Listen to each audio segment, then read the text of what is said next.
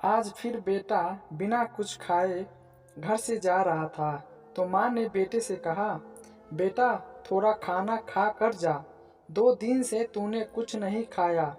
तो बेटे ने कहा, देख मम्मी, मैंने 12वीं बोर्ड की परीक्षा के बाद सेकेंड हैंड बाइक मांगे थे और पापा ने प्रॉमिस किया था कि ज़रूर लेकर देंगे।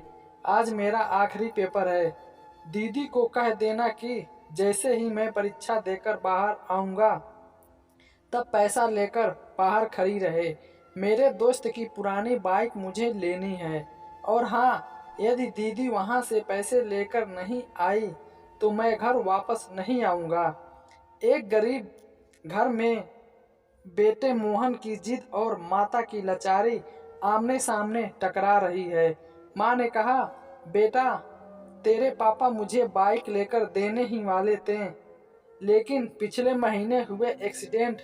माँ अपनी पूरी बात कर पाती इसके पहले मोहन बोला, मैं कुछ नहीं जानता, मुझे तो बाइक चाहिए तो चाहिए।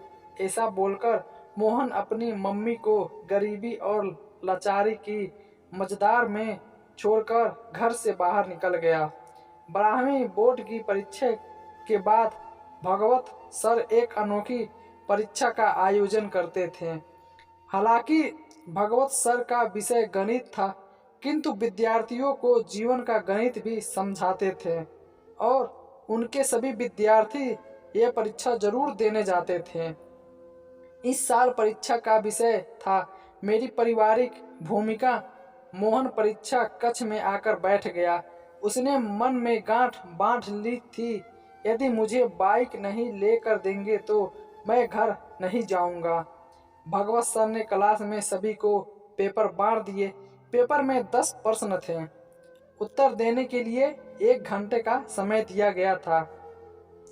मोहन ने पहला प्रश्न पढ़ा, आपके घर में आपके पिताजी, माताजी, बहन, भाई और आप कितने घंटे काम करते हो? विस्तार में बताइए। मोहन ने तुरंत से जवाब लिखना शुरू कर दिया। पापा सुबह 6 बजे टिफिन के साथ अपनी ऑटो रिक्शा लेकर निकल जाते हैं और रात को 9 बजे वापस आते हैं। ऐसे में लगभग 15 घंटे काम करते हैं।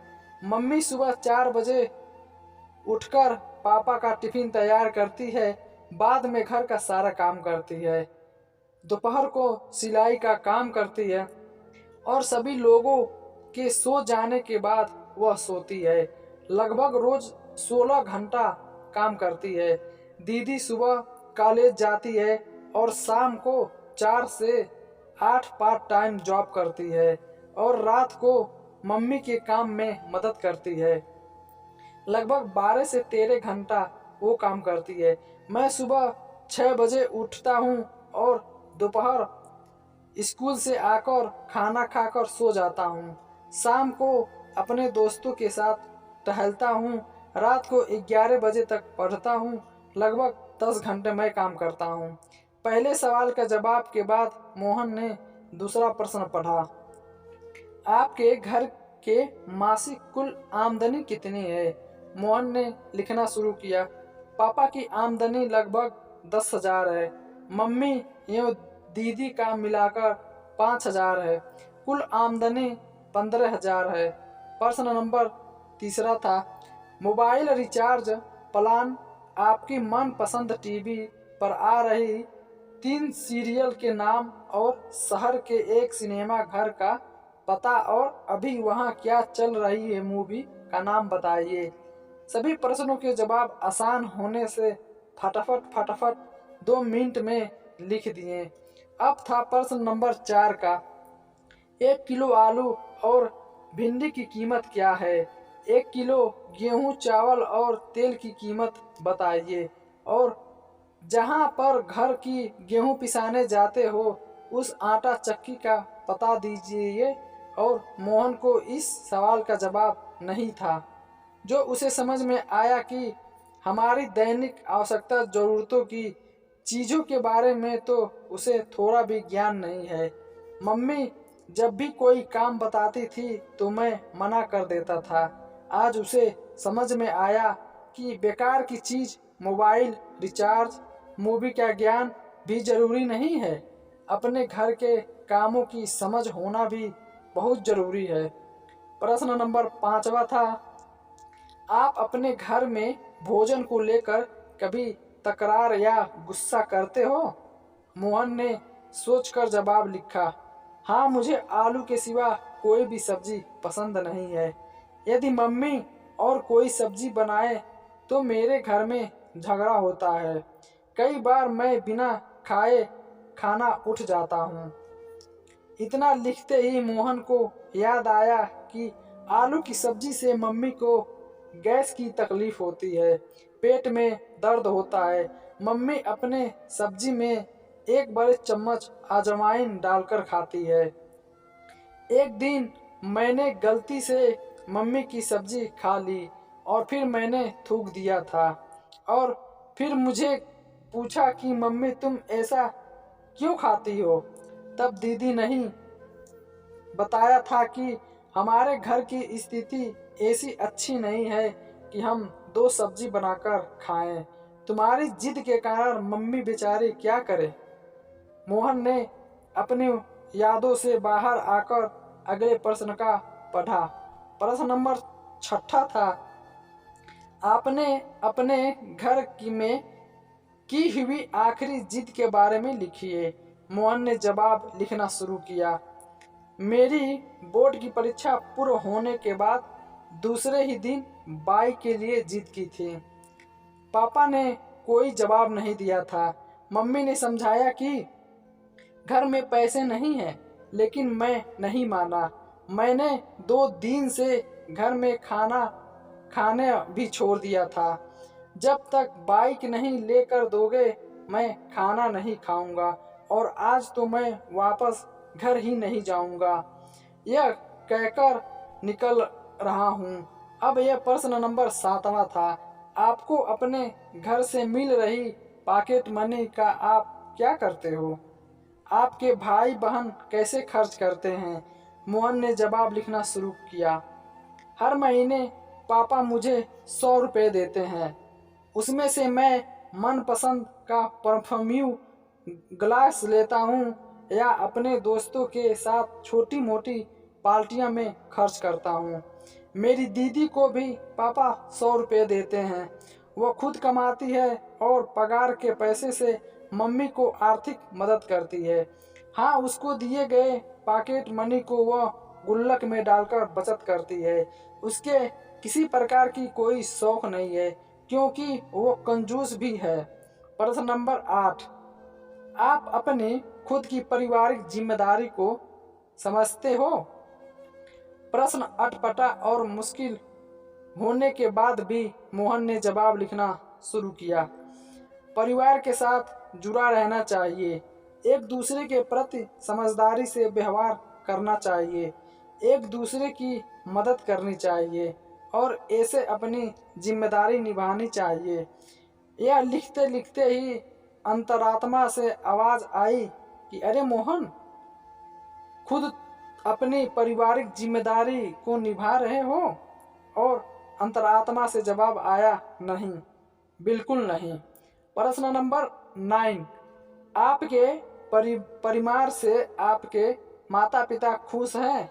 क्या वह अच्छे परिणाम के लिए आपसे जिद करते हैं, आपको डांटते रहते हैं? इस प्रश्न का जवाब लिखने से पहले मोहन की आंखें भर आई। अब वो परिवार के प्रति अपनी भूमिका बराबर समझ चुका था।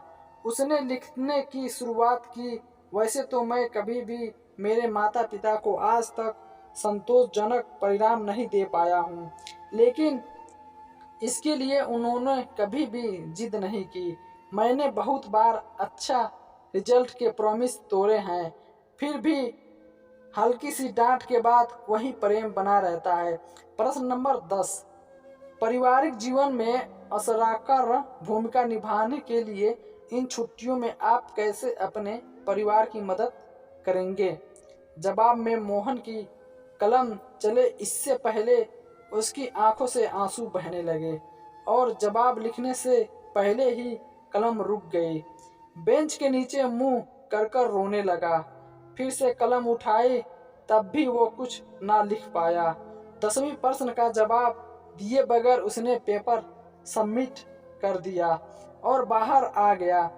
स्कूल के दरवाजे पर दीदी को देखकर उसकी ओर दौड़ पड़ा। जैसे ही दीदी के पास पहुंचा, दीदी ने कहा, भाई ये ले 8,000 रुपए। मम्मी ने कहा है कि बाइक लेकर ही घर आना। दीदी ने मोहन को पैसे पकड़ा दिए।